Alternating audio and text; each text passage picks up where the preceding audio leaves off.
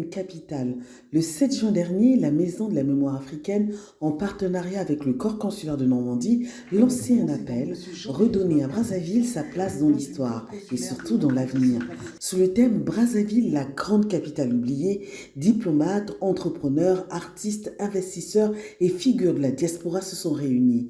L'objectif, repositionner Brazzaville comme carrefour d'histoire, de culture et d'opportunités.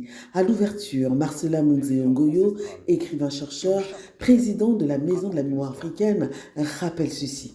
Ce soir, mesdames et messieurs, nous avons une mission. Mettre en lumière notre patrimoine naturel et culturel.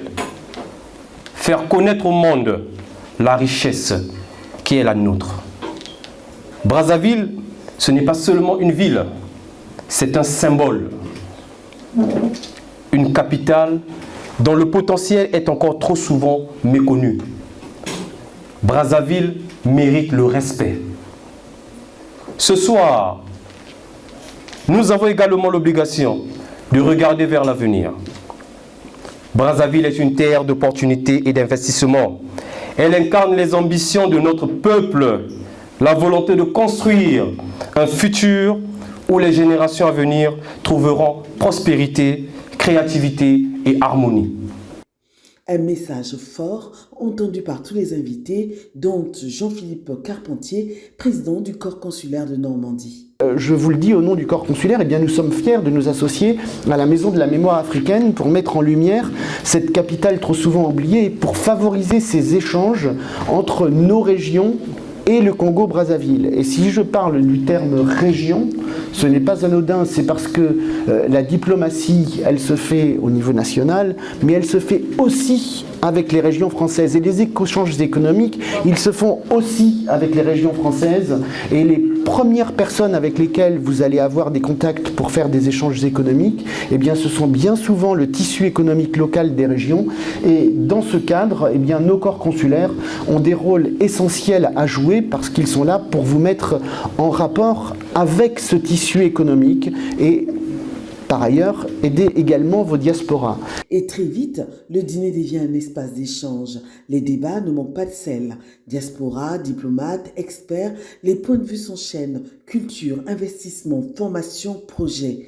Les entrepreneurs congolais comme Brian Eufré Bazibifoua et Patrick Banakissa font entendre une parole claire. La diaspora congolaise, elle est l'ambassadrice de notre nation à travers le monde, portant haut et fort le soutien du Congo-Brazzaville. Forte de ses compétences et de son expérience, elle ne doit pas seulement être un spectateur bienveillant, mais une actrice essentielle du développement économique, une force vive qui façonne, investit et souffle une dynamique nouvelle de notre prospérité collective.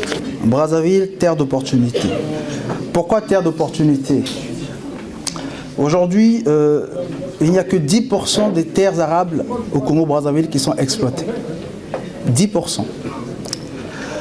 Au niveau justement de l'énergie, le Congo présente des potentialités considérables dans le domaine des énergies renouvelables.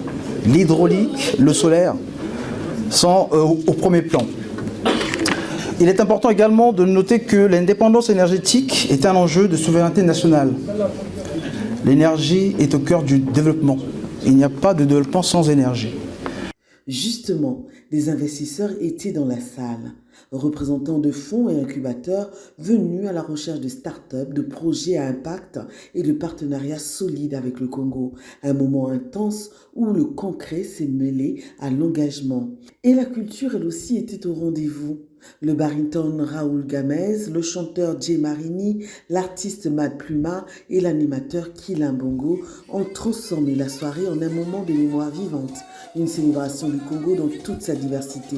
Brazzaville n'est plus une ville oubliée, elle redevient un symbole fort, une capitale d'idées et une terre d'opportunités. Nous devrions vraiment prendre conscience voilà, de ce qui se passe réellement aujourd'hui sur le continent africain, des questions qui se passent sur le continent africain, des solutions qui peuvent être apportées au continent africain et comment est-ce que le continent africain devrait répondre par rapport aux défis actuels de la géopolitique. Donc ce sont les retombées que nous attendons. La prise de conscience, la responsabilité non seulement individuelle mais collective, mais surtout un engagement politique conséquent. Voilà, parce que nous avons aussi des politiques affaiblies. Nous avons plus besoin des hommes politiques providentiels. Nous avons besoin d'action. L'Afrique aujourd'hui a besoin d'action, l'Afrique a besoin de réponses, l'Afrique a besoin des hommes qui se lèvent pour défendre son avenir. Et sur ça, nous allons nous battre. Nous sommes cette génération qui ramène aujourd'hui un nouveau souffle. Un souffle d'avenir, un souffle d'espoir, un souffle d'unité et de fraternité. Et si tout commençait par là, entre Paris et Brazzaville, dans la lumière d'un dîner où la mémoire se transforme en projet?